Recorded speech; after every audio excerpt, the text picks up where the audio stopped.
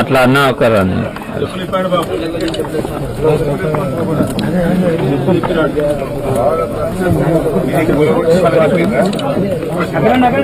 స్వామి అదే ఉండండి స్వామి స్వామి మీరు అనే ఉండండి స్వామి అదే ఉండండి అదే అన్నా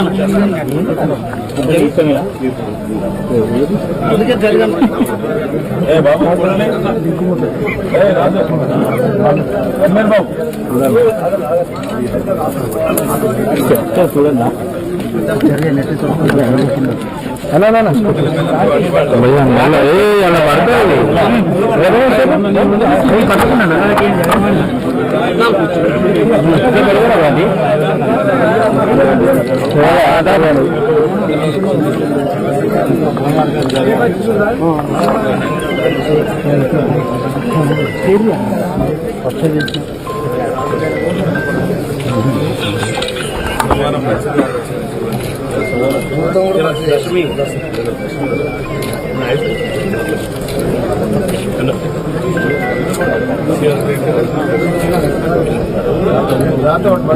ఓం నమః శివాయ ఓం నమః శివాయ వచ్చినాం కూర్చో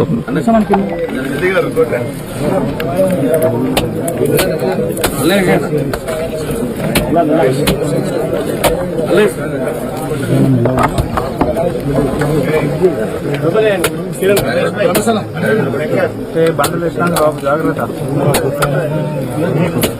మాట్లాడినాడు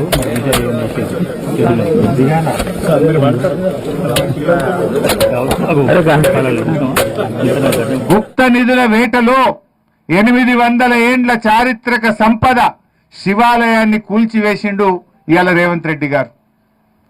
ఇవాళ ఎందుకు ఈ అనుమానాలు వస్తున్నాయంటే మేం చెప్పడం కాదు, ఇది జిల్లా అధికారి, జిల్లాకు చెందిన assistant director department of heritage and culture Bujji garu, ఆయన కలెక్టర్ గారికి రాసిన లేఖ ఇది.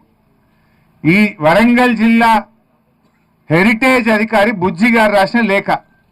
ఇందులో ఆయన ఏమంటాడంటే స్పష్టంగా గర్భగుడి కింద ప్రాచీన ఆలయ ప్రదేశాల కింద సాంప్రదాయకంగా ఉంటాయని నమ్మే గుప్త నిధులు లేదైనా విలువైన వస్తువుల కోసం ఈ తవ్వకాలు జరిపి ఉండవచ్చును అని మేమనడం లేదు.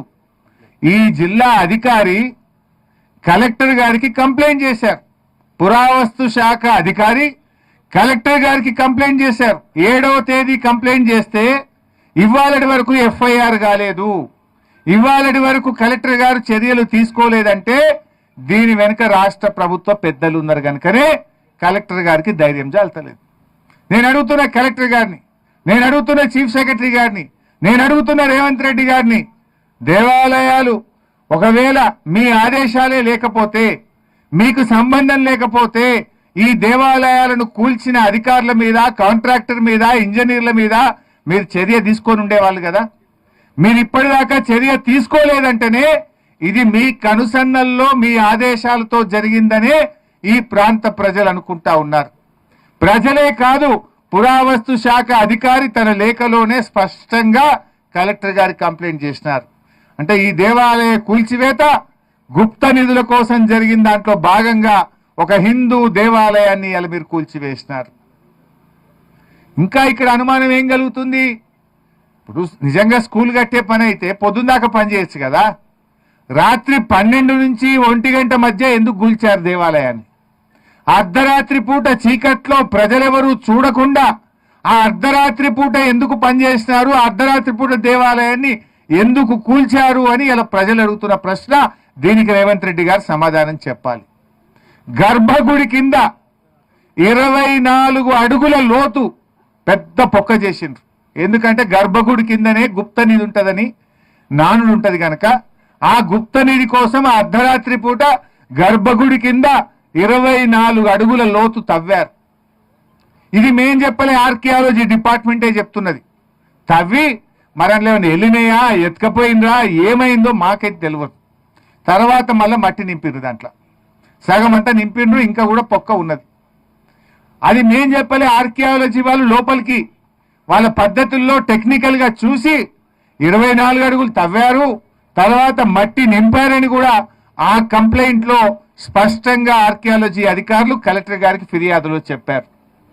అంటే ఇక్కడ ఇంకొక ఇష్యూ ఉంది ఇంపార్టెంట్.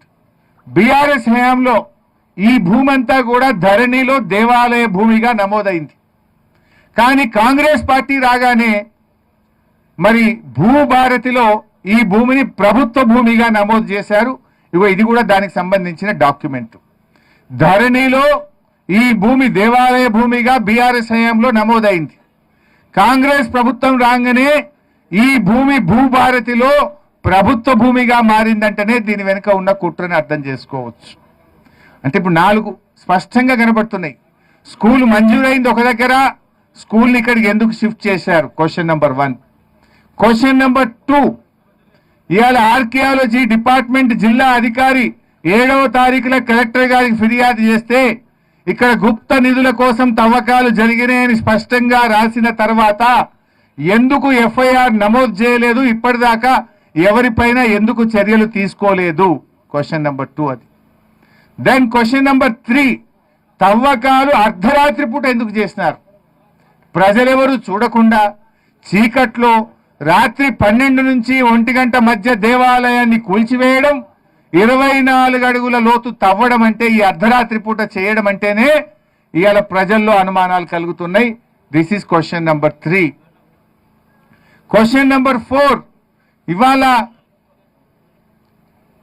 పురావస్తు శాఖ మరి కంప్లైంట్ ఇస్తే ఇప్పటిదాకా మిషనరీ మీరు సీజ్ చేయలే, ఇప్పటిదాకా మీరు ఎటువంటి చర్యలు తీసుకోలే, పోలీసులు స్పందించలే.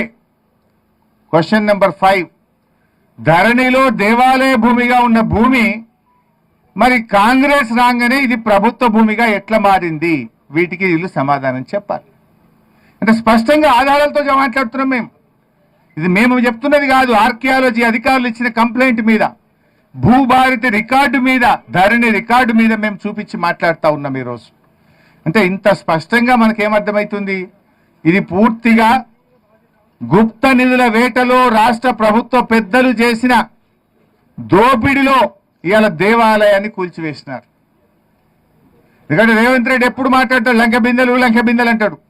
లంకె బిందెల వేటలో రేవంత్ రెడ్డి గారు ఈ దేవాలయాన్ని కూల్చిండు. అర్ధరాత్రి పూట ఆ 24 అడుగులు మరి ఎక్కడైతే విగ్రహం ఉందో దాని కింద తవ్వకాలు జరిగినాయంటేనే ఇక్కడ అనుమానం కలుగుతుంది. ఇలా బుకాయిస్తున్నారు, లేలే మేమేదో చిన్నగా జరిగింది అన్నారు. 60 చూస్తే ఏమున్నది? పెద్ద పెద్ద రాతి కట్టడాలను ముక్కలు చేసిండ్రు. ఎక్కడికక్కడ ముక్కలు చేసినట్టుగా స్పష్టంగా కనబడతా ఉంది. అందువల్ల మేము ప్రభుత్వాన్ని సూటిగా 4-5 డిమాండ్లు పెడతా ఉన్నాం. డిమాండ్ నెంబర్ 1, పురావస్తు శాఖ ఇచ్చిన కంప్లైంట్ ఆధారంగా తక్షణమే ఎఫ్ఐఆర్ నమోదు చేయండి. బాధితుల్ని అరెస్ట్, ఎవరైతే ఈ చర్యలకు పాల్పడ్డారో వారిని అరెస్ట్ చేయండి, ఆ మిషనరీని సీజ్ చేయండి అని మొదటి డిమాండ్ చేస్తా ఉన్నాం. రెండవ డిమాండ్, యుద్ధ ప్రాతిపదికన ఆ దేవాలయాన్ని పునరుద్ధరించాలని చెప్పి డిమాండ్ చేస్తా ఉన్నాం.